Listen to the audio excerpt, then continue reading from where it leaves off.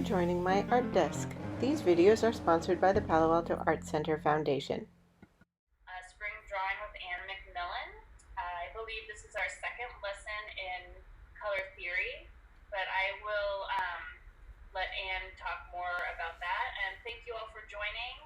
Thanks to the City of Palo Alto and the Palo Alto Art Center Foundation for making these classes possible. And thank you very much to Anne. All right. We already have a question, Anne. Great. What do we need for tools today? Oh, that's a good question. And I'm going to mute myself. Okay.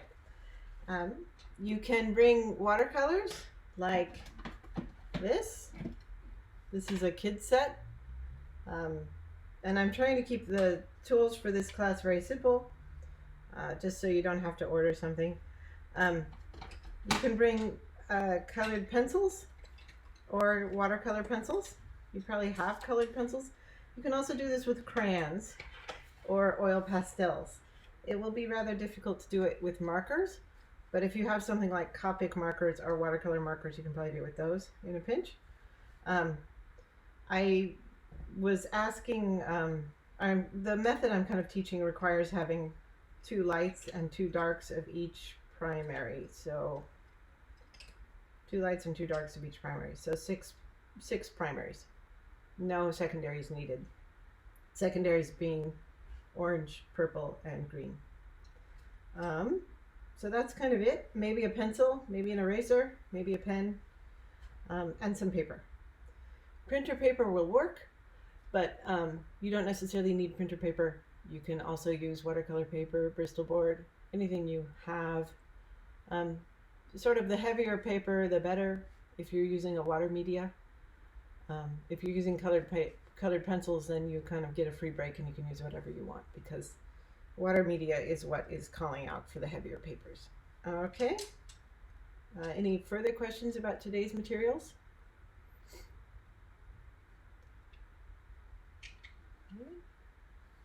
Here's this nice little chart we made, but Fanny said all that already.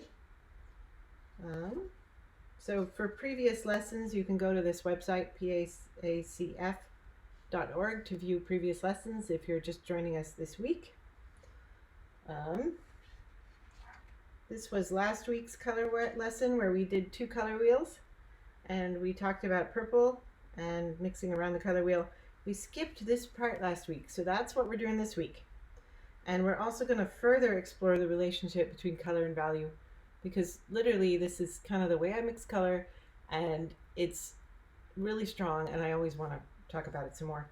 And then we'll do some more sample demo drawing, because I think there's a lot of strength in watching people actually do something. I'll try not to talk and draw too much. This is the classroom code. So if you want to join the classroom, see lots of old drawings that I've done during this class, get easy links to previous recordings, view other stuff that I've done, that kind of thing, you can enter this code into Google Classroom and add yourself as a student, or you can just send me an email and I'll send you an invite to the class. Usually Fanny enters this code as a text at this point. You can also just contact me and I'll get you hooked up. One of my students, Swimmer Susan, sent me this. She's in this class. She's probably here now. I thought it was so sweet. I thought I'd do a little unboxing. On Instagram, she posts these cute little postcards that she alters. So she sent me this altered postcard. I wanted to say thank you. It was really nice to get. They usually have a quote on them. I thought that was really sweet. So today's lesson is about the color wheel and more about these split primaries and value and color. And what I did is simply go through my favorite pages in this really marvelous book. This book is really growing on me.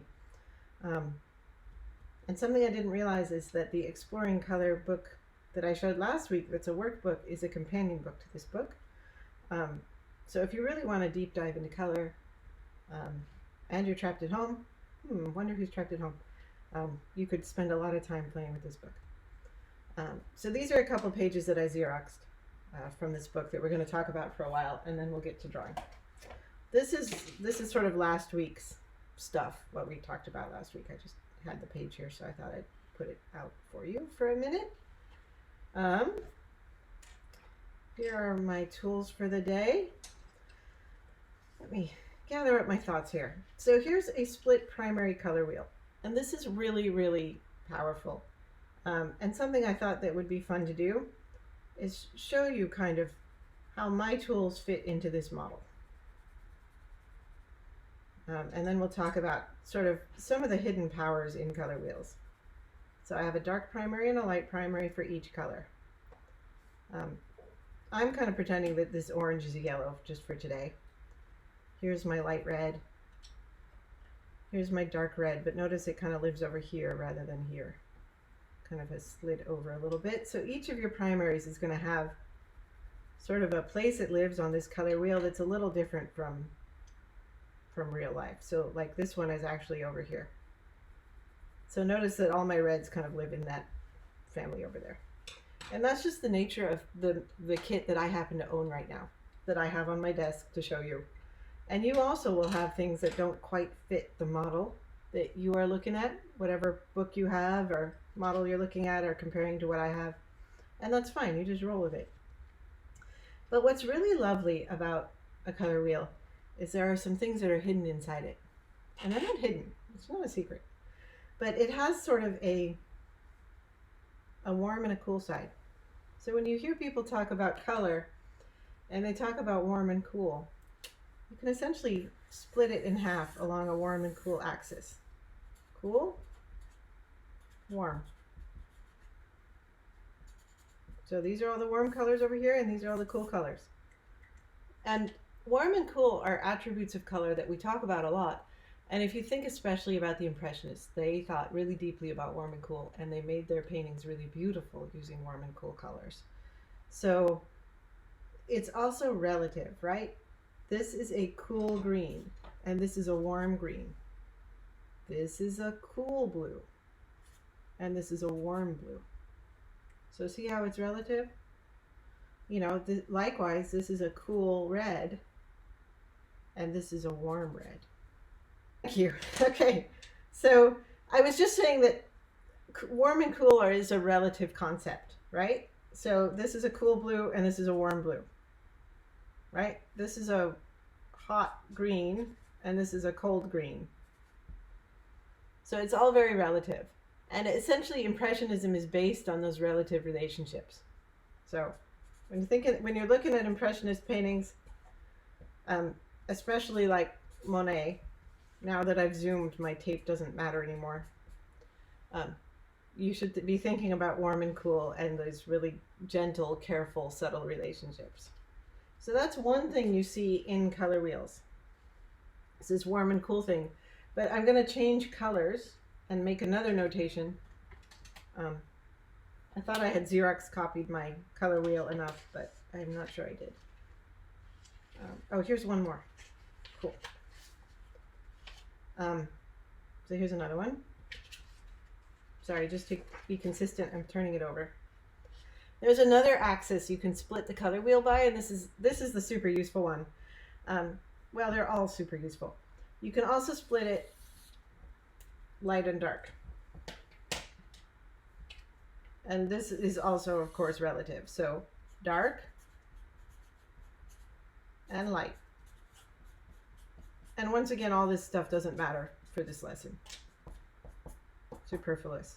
You can get the book, order it from Books Inc. and read it if you want. This is really, really useful because the color mixing that I'm teaching you has to do with using the intrinsic value of the colors to change the shape you're drawing. And so understanding that if you want to make a lime darker, you go around the color wheel to blue and maybe even all the way over here to purple and into red, dark red. If you want to make a lemon darker, maybe you go this way. If you want to make an apple darker, you go all the way over here into these dark blues and maybe all the way into a dark green. And if you want to make an apple lighter, you go sliding up over here into light yellow. So this is the idea of mixing around the color wheel. And I will demonstrate it in just a moment, and I'll bring this back into view. I got all clever with my Xerox machine, and I may have to zoom back out to show you this. Hang on. There you go. And I just Xeroxed the exact same picture in black and white. So you can see the values for yourself. Dark and light.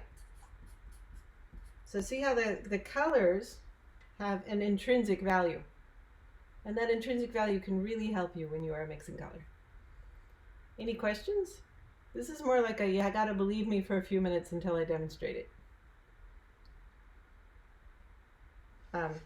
I have another little Xerox sheet here. And that's this. You think, why is she showing me two strips of the same color grayscale? Here's the magic. They're not the same. I did the same magic on my Xerox copy machine. So this one is in color, and this one is my black and white setting on my Xerox copy machine. So colors have this intrinsic value. This is actually in the book. This is dark purple.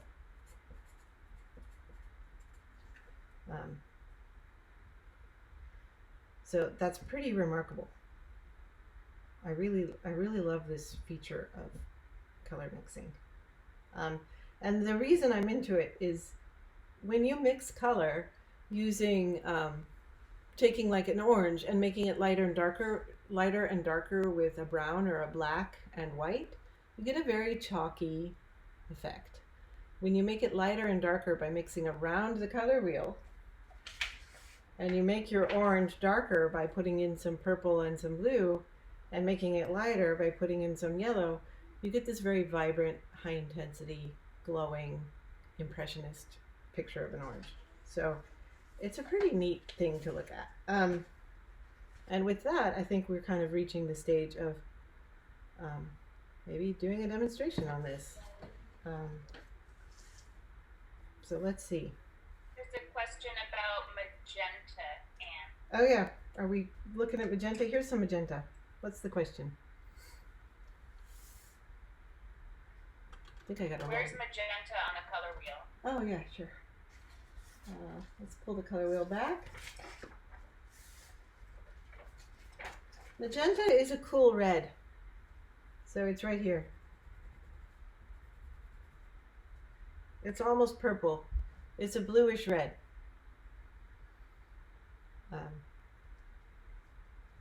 And I kind of want to, I don't want to really talk here. This is sort of a practica instead of a theoretica. Because we could talk about the physics of light and then the pigment of color, and it all gets very talky very quickly. Magenta is a little bit closer to the color of light when you split it into its physical parts with a prism. And like, you know how pigment is stuff you dug up out of the earth or you made in a chemical store or chemical lab? So what you split light into and what you get to paint with are two different things. And so the trick that a painter does is they take their pigments and they make them look like physical light. And it's actually really fun. So that's kind of the fun of painting.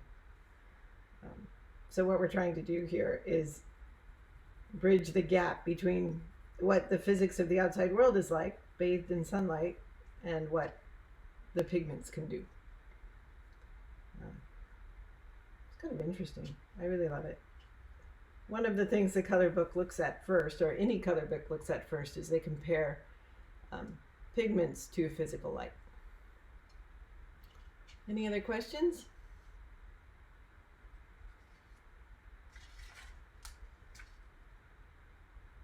So I actually have a really cute strawberry. And I'm wondering if I should turn one of my lights out, or if it will be too dark. I think it'll be too dark for my camera. And then I don't have a sense of how many of you are using colored pencils and how many of you are using watercolors. If I had a sense, I would use either watercolor or colored pencils to do this. So notice that there are no secondary colors, because I don't need them. One of the powers of being a good color mixing person is that you don't need them. Of course, I have them. I have some greens and some purples, but I don't need them. It's going to be fine without them. I do find that if we're trying to do this with only 3 primaries, it would come out pretty muddy looking. And I was going to talk today about 2 things that happen a lot when you're drawing. One is mud, or muddiness, and one is chalkiness. And they're both sort of color problems that happen to everybody. And if you know what they are, you can put them in the text, and we'll get to them in a few minutes. Because we can talk about what they are and why they happen and how to prevent them.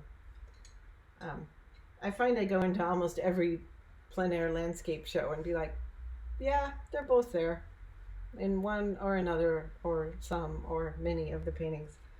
And sometimes it's my painting that they're in. Like, whoops, didn't do a good job today. Okay, shall we begin? Let's start. So I mainly have a red strawberry, right? And I gotta say, it's kind of boring sitting right there being top lit. It's much prettier where I see it when I'm looking at it on my table. So I may draw it as I see it rather than as you see it. I don't know about that. Let's try. And I'm going to draw it really big so that you can really see what's going on. So even though actual size is like this, let's just draw it about that size.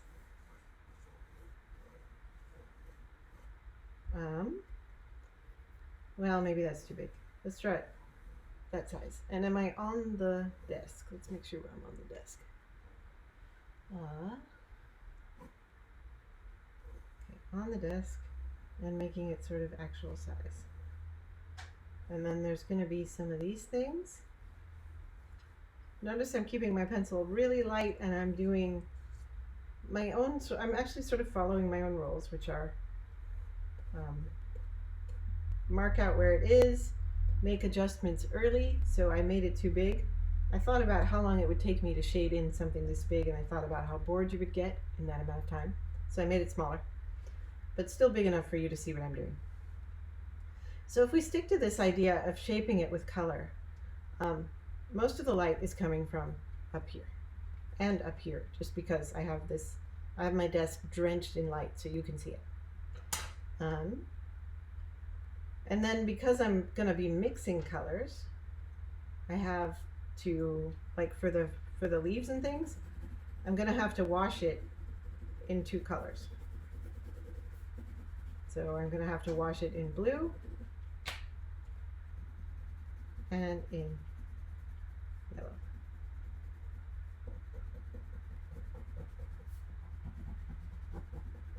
And again, this is one of those do as I say, not as I do. So I'm doing this really, really quickly just so you can see it all happening as fast as possible.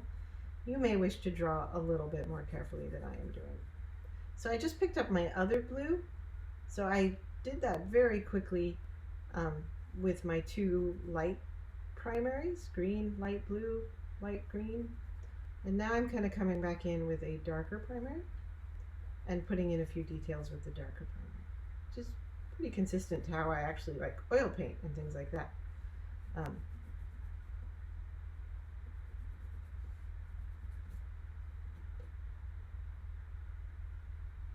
then I'm gonna use that darker blue to kind of corral what the rest of this painting is gonna look like.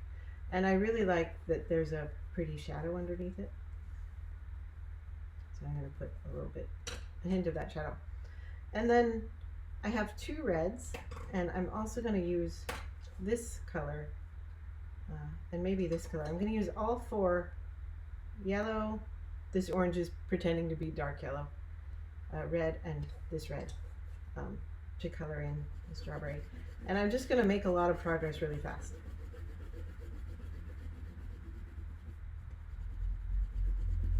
Something that's nice to do when you're shading, I remember we talked a little bit about contour shading, and it might be kind of fun to contour shade this a little bit.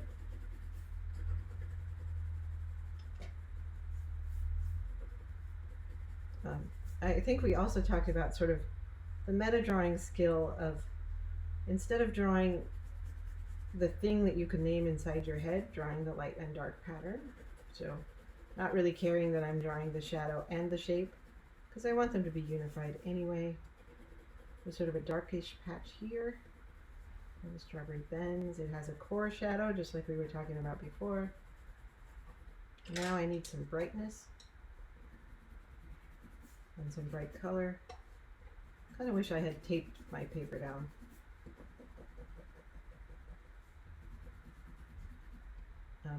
And then I'm always talking about contours. Sometimes the contour of a thing really helps you recognize what it is.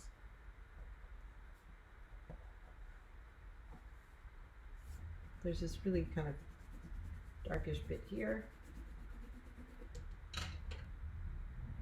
And then see how, if I wanted to go even darker than this, and put some of this in, core shadow here. And there's a really dark red spot here where like the sun shone on it while it was ripening. So it's a really rich color up there.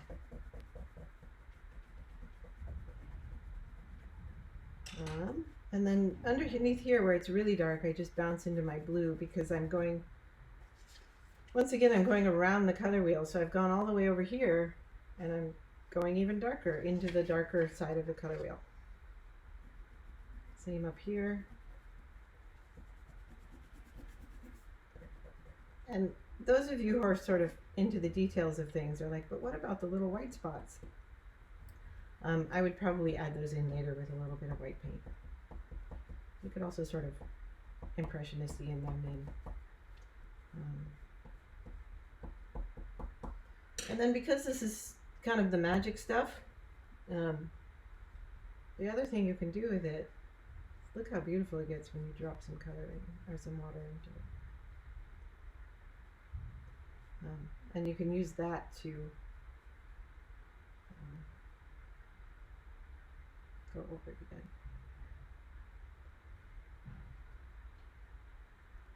So that's a sort of mix around the color wheel on a three-dimensional object, which it's easiest to see on a three-dimensional object, which is why I chose a strawberry. It's something you can also do, that I do with water-soluble pencils a lot, is I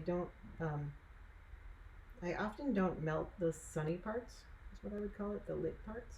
I only melt the shadowy parts, and that seems to help make them look more three-dimensional. Because the sunny parts have those little divots of light from the paper that make them just look more together. But that means I also have to do the shadow.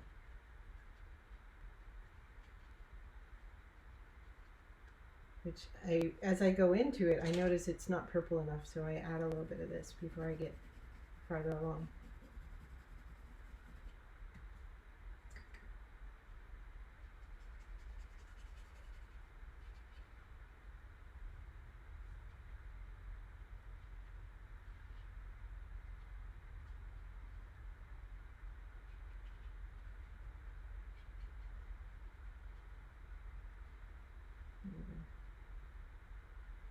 So bad. So something that I notice is that parts of my strawberry are really not light enough, or not dark enough. And I may have to go in after it's dry. So notice you can make a little bit of a mark while it's wet, but not much. So I will probably have to go in here later.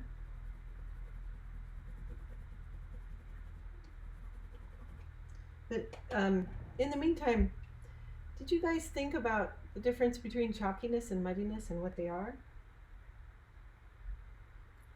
Anybody have a response to that one?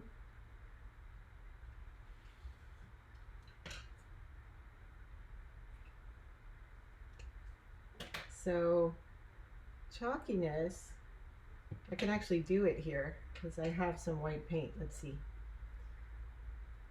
Chalkiness is when you add white to a color to make it lighter.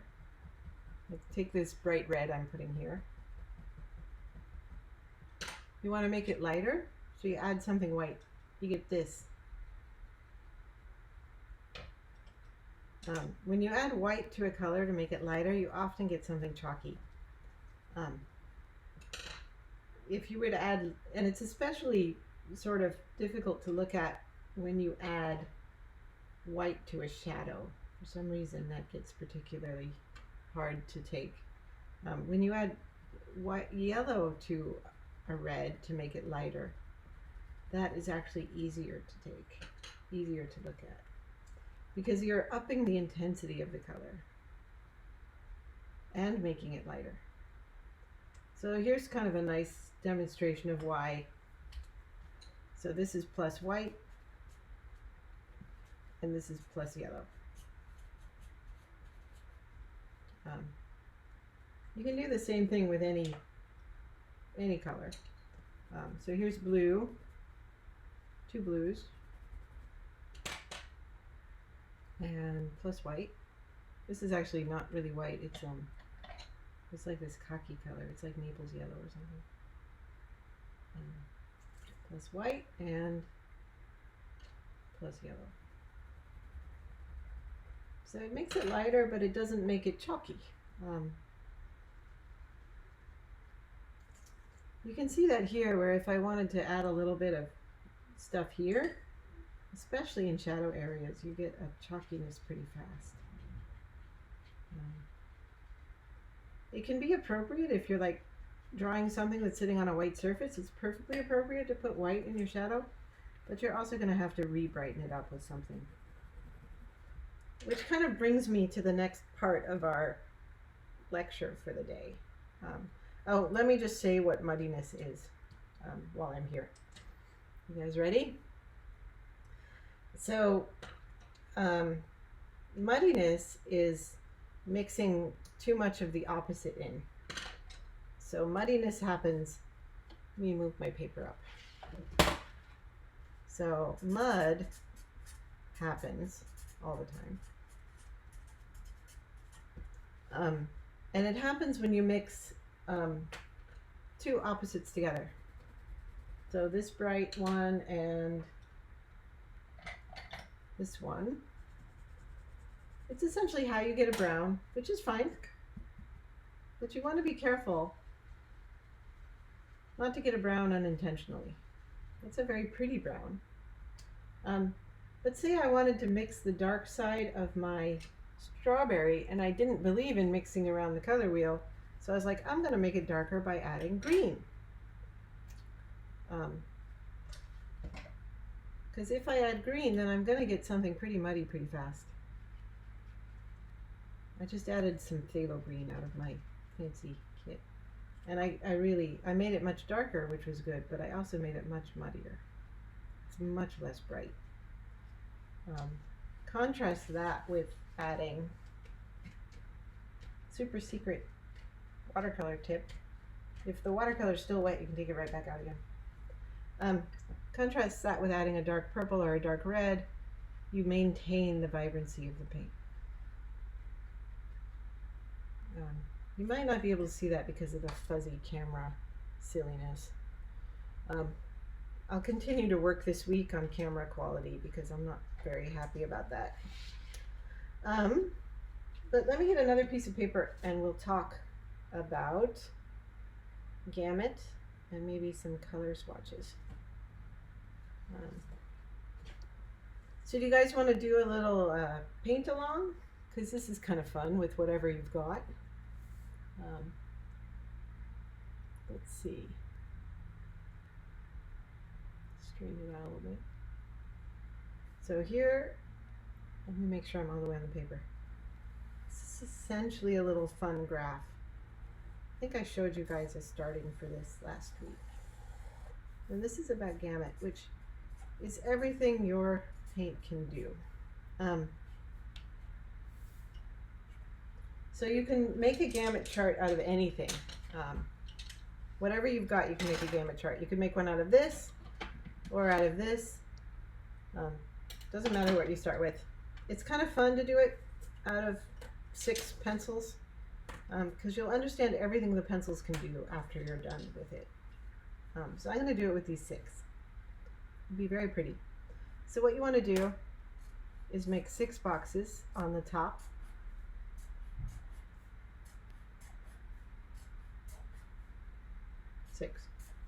And 6 boxes down this side.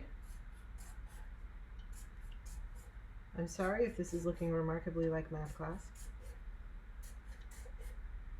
Okay, and then right here, light yellow, dark yellow, light red, dark red, light blue, dark blue.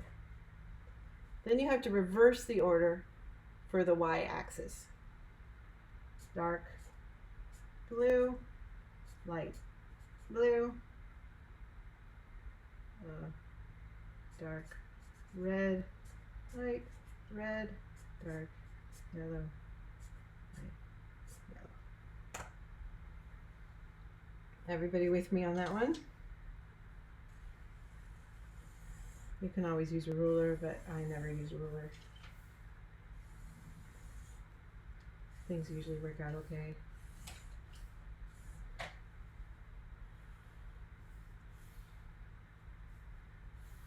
Notice I'm stopping my lines. There's a point in this graph where you won't need to go any farther because everything, let's see, everything after this point here is a repeat.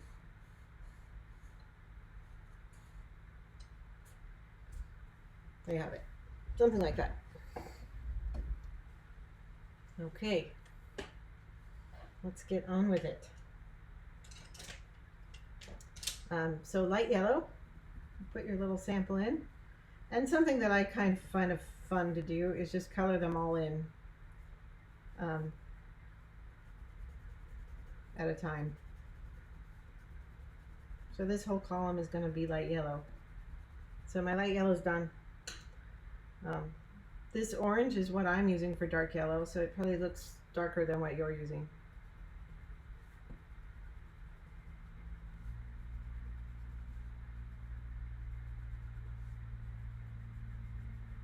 So it also goes here and here.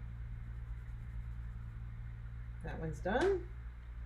Light red goes here, here, here, here, here, here, here, and here. Done. Dark red.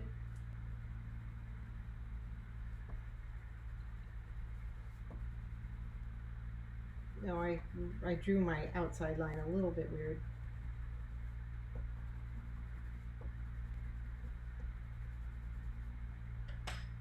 So it's literally just a fun little chart you can make for yourself. Watercolorists often celebrate receiving or buying a new kit by making one of these out of all the colors in the kit. So you can only imagine what it's like to make one with 36 colors. Because this is just 6.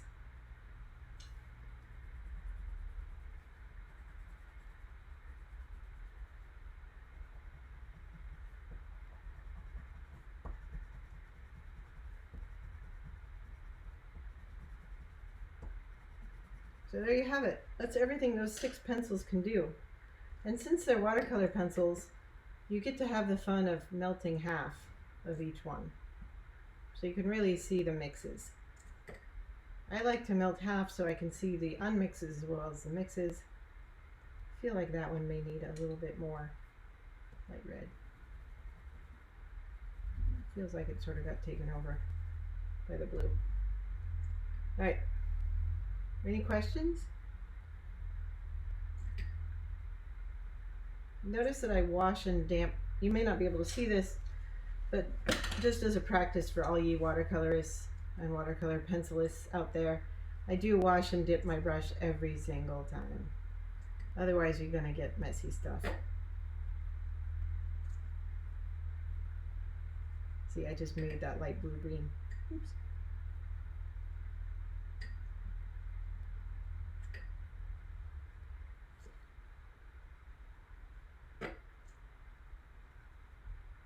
If you're not seeing big differences inside one, like that one, you may need to hit it again with whatever's missing, just to make it pooch up a little bit.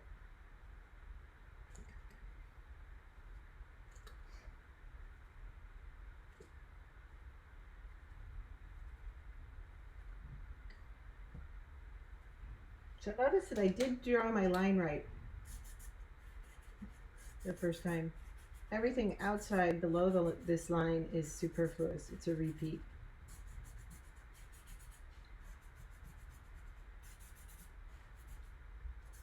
There you have it. Any questions about that? It's quite fun to do this with like a box this size, right? Because you could certainly do that. Something you should be careful about is if you're doing it with a box like this box is designed to be shared by 2 students. So it's repeated colors.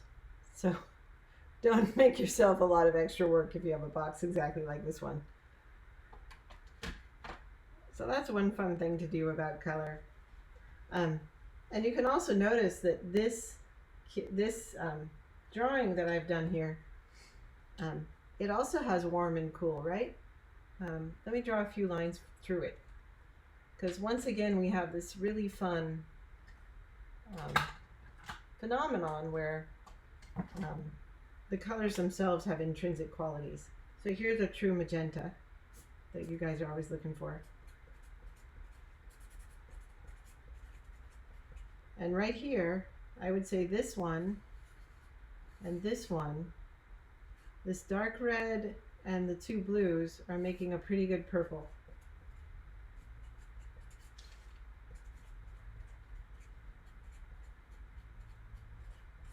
So good to know, right? Whereas the light red and the 2 blues are making a nice brown. So these are the kind of things you can pull out of a color swatch set. Like, oh, if I need a nice brown, that's where I find it. You're also getting 2 different kinds of green right here, and that's pretty nice. Greens are cool. Notice that one is a light green and one is a dark green, which is helpful. Let me just draw a line down here. Now I'm off my page, no doubt. Here we go. 2 greens.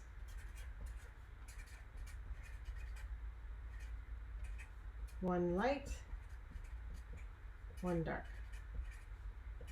I don't know if you guys have noticed this, but in my Google Classroom, I take pictures of all my note pages and I post them to Google Classroom, usually the same afternoon, as a slide deck. So you can take a look at them. What's fun is that, look at all these different oranges this particular kit is really good at making. Those are all different oranges. They're wonderful. I particularly like this sort of murky brownish one. It's very cool. So yeah, and this is kind of, these 2 right here, sort of an ace neutral. I should check the time. It's 1:41. Okay. Any questions about Gamut and how to discover it and how to use it? Can you define Gamut, please, Anne? Well, I think I did it for you, but it's better coming from you than me. I don't think I'm seeing the chat today. Let me see if I can pop it up. Oh, there we go. I was like, wow, these people are being quiet today, but I couldn't see it. Gamut is everything your colors can do. So you know how you say run the gamut? Well, we just ran the gamut, literally. This is a gamut of these pencils. It's not the light dark spread because we haven't added the value, even though you'll notice that there is a value section, like things are light or dark inside the gamut. Gamut is often talked about inside printers, like a printer is sold based on what its gamut is. A really high quality printer has a really large gamut, and a low quality printer has a much smaller gamut. So it's essentially what the tool can do. What colors can the tool cover? Some tools don't have a true pink. Some tools have one blue. So when you're looking at different palettes to choose, you think about, does it have a turquoise? Does it have a cerulean? Does it have a magenta? So it's kind of an interesting idea. And these color swatches really test and push and pull at the gamut and see what it actually is. Does that answer the question?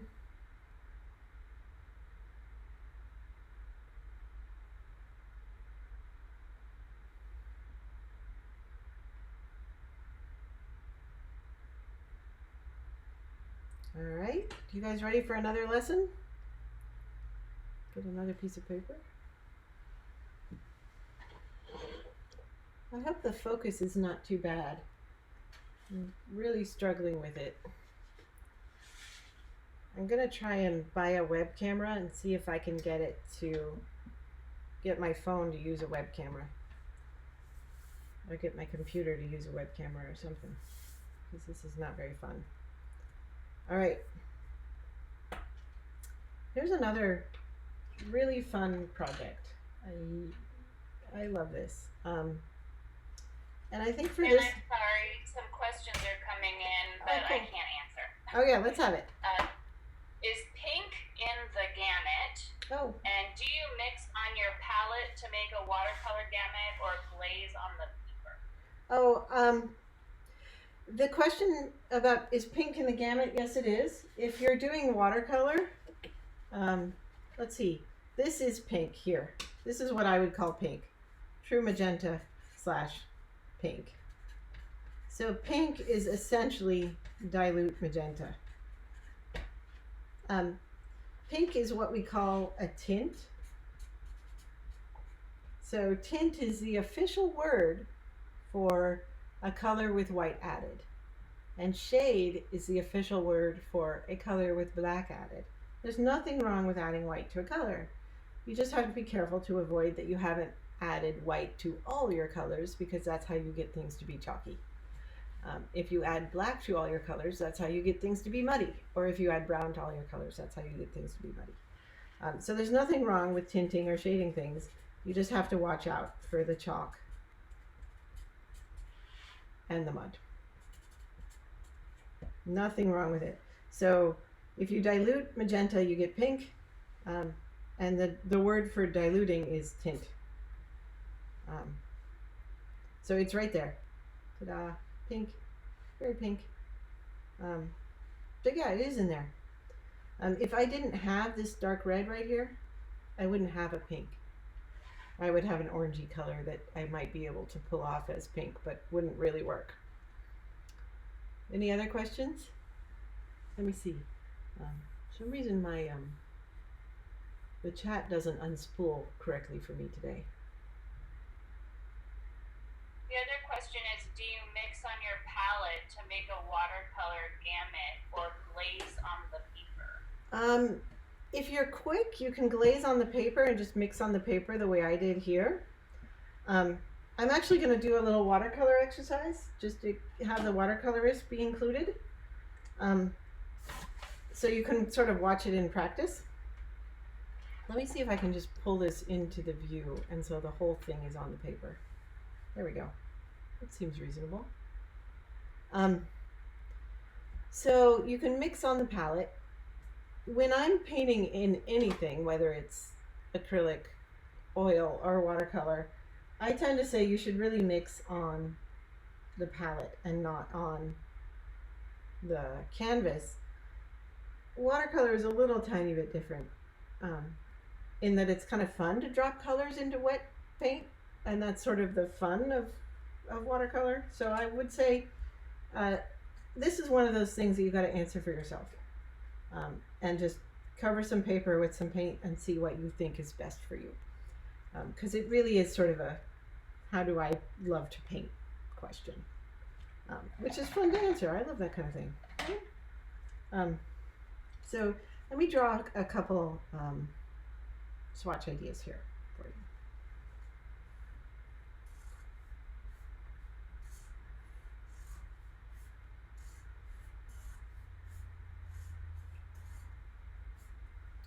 Now I think I may want to rearrange my kit a little bit. Maybe I'm going to do it like that, because I want you guys to be able to see the mixing,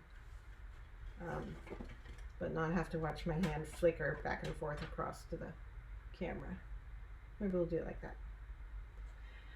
All right. So certainly when I'm teaching oil or acrylic, I tell people to mix on the palette, simply because you can't control the paint well enough without doing that, and you end up with a really muddy painting unless you do it. But you're about to see some painting happen where I really do mix on the paper, simply because this exercise calls for it. So let's do this.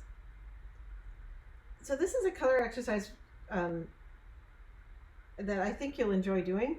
And what we're going to do is go from one color to the other, and we're going to take 5 steps to get there. So let's say we're going to go from let's go from purple to yellow. And what we want in between is the gradations that happen on the way. So right here it's going to be 50-50 purple and yellow. And then here it's going to be 75 yellow and 25 purple. And here it would be 75 purple and 25 yellow. Once again, sorry for the mathness of this, but trust me, it's fairly useful. Let's see if I can get it to work on the fly like this. Have not practiced. Also using kindergarten paint. So I got to clean out my paint just so I'm not, there's a little bit of green in my paint, and that's sort of death to yellow. So let's make sure my paint is clean and liquid, not solid. Maybe I'm going to start with purple while I let the yellow marinate for a minute. So I have some nice vibrant purple here. You can see that it's soupy. You want it to be kind of the texture of milk, right? So not water, milk. And I'm going to paint one whole square 100% purple. And they're cheap watercolors, so I'm going to keep dropping pigment in just so they stay vibrant. If I'm using expensive watercolors, then I say they're expensive watercolors. I'm going to keep dropping pigment in because they're so lovely and beautiful. So keep dropping paint in. Then I'm going to go here, and I want half and half in the middle. This is why fives are beautiful. I want it half and half. How am I going to get half and half? I'm going to keep dipping into each. So you see that I'm mixing on the paper. This is not what you do in acrylic.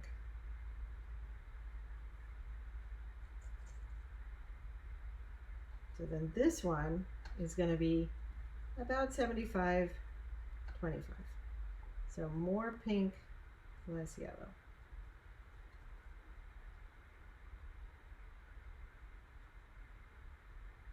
So you should think of this as like we're making soup, not bread.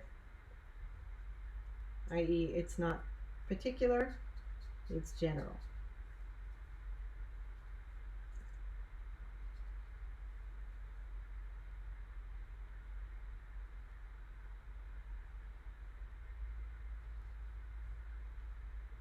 So this one is pretty much all yellow, no purple, so I gotta add a little bit, not much. See how quickly it jumps into 50-50? Gotta take it back out again and add some more of this. So now what I have to do is make sure that my yellow is really, really clean. Like scrape out with paper towel clean. There we go. Take it back up to the texture of milk. and have one that is just pure yellow. So look how beautiful that is. Stunningly beautiful.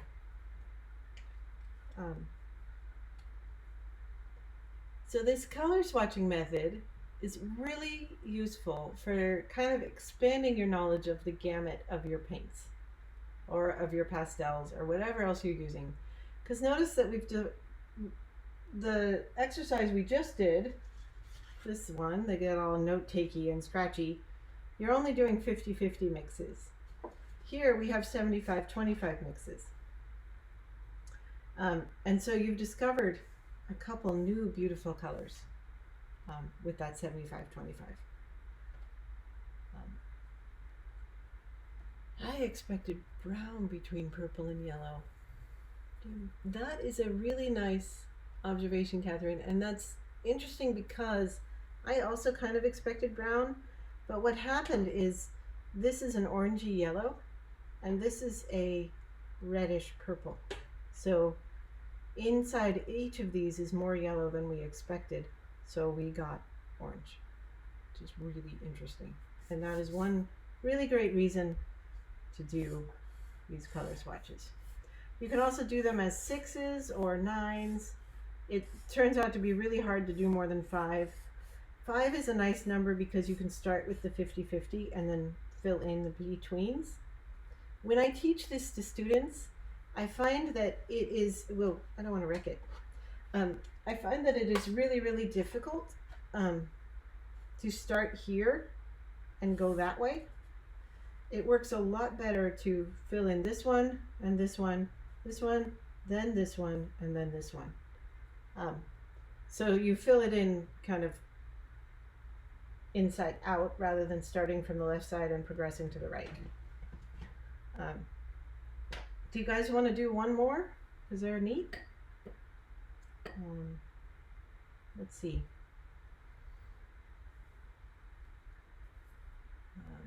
Or do you want to talk a little bit? Let's see, we got 154. Let's talk a little bit about what we're going to do next week. How's that? Because we have like 5 minutes, even though I'd love to do another one. Does anyone have any requests for our last 5 minutes? And then, like, for our last 3 minutes, and then I'll tell you what we're going to do next week. Because I sort of changed up the plan from what I said I would do last week.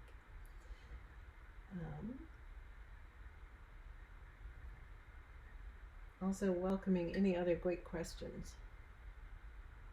Let's see.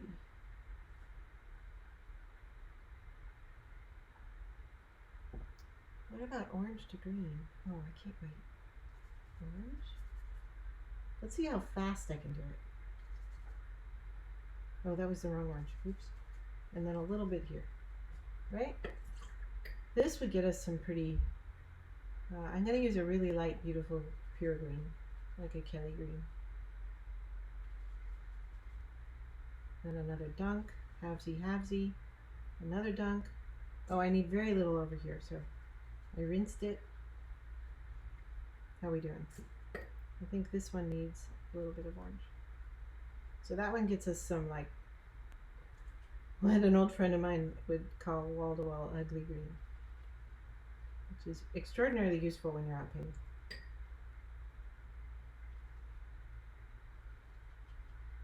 So see how I'm mixing on the canvas and just keeping on making it better. I would say that this middle one requires the paper towel treatment because it got too orange.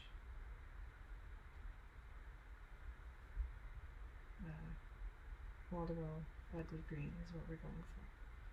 There we go. So in regard, one more question. oh yeah, And making colors, you pop. Yeah. So notice that these are analogous colors, right? They're next to each other on the color wheel. They go around the color wheel. So when you're making colors pop, this is something, let me pull this back. These also pop. Colors that are very close to each other that we call analogous.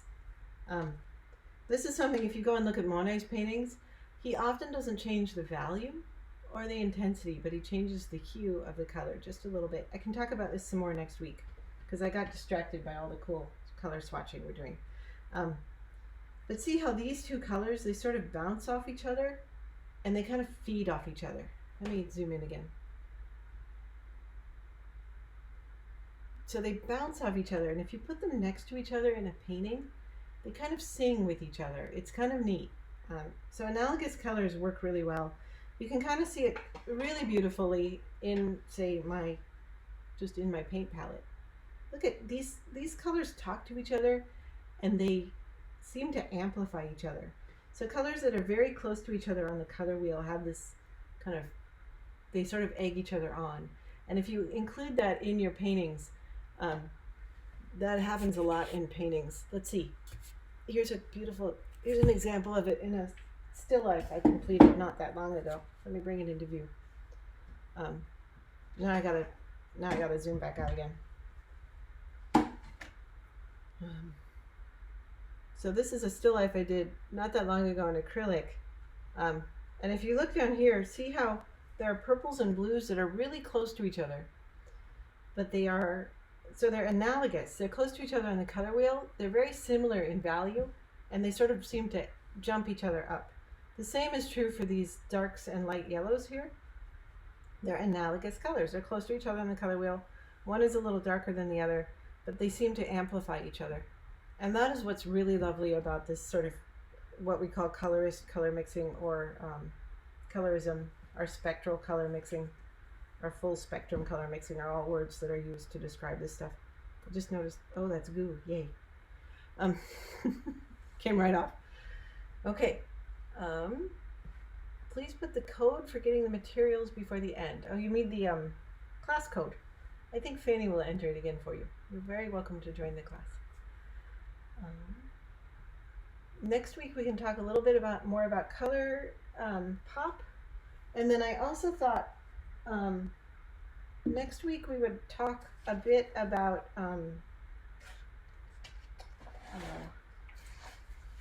talk some more about trying to think on the fly here. So I was going to talk about atmospheric perspective today, but next week I was going to talk about linear perspective. And I thought that I should just put those two topics together in the same lesson. So next week, atmospheric and linear perspective and the difference between the two and why you care about them both. I thought it would make a good lesson to just roll them together. And we'll also talk a little bit more about analogous colors and why they are so awesome.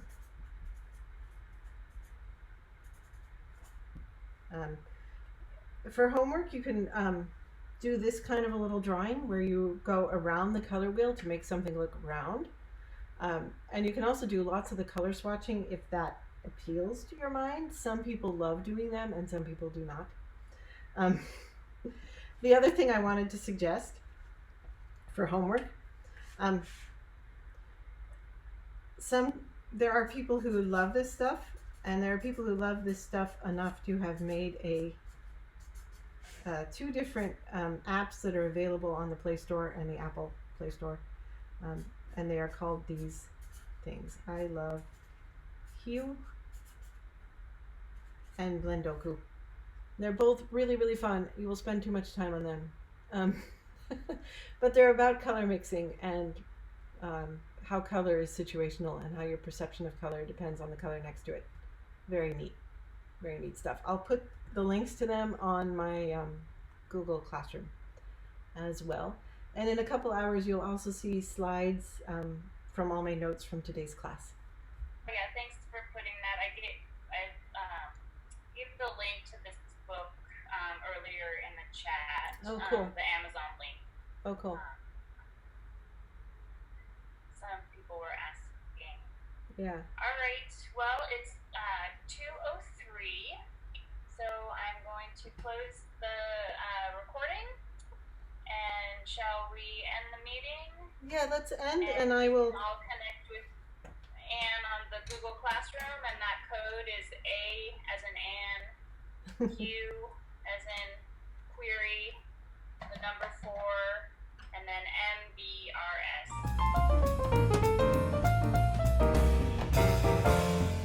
Thank you for joining my art desk. These videos are sponsored by the Palo Alto Art Center Foundation.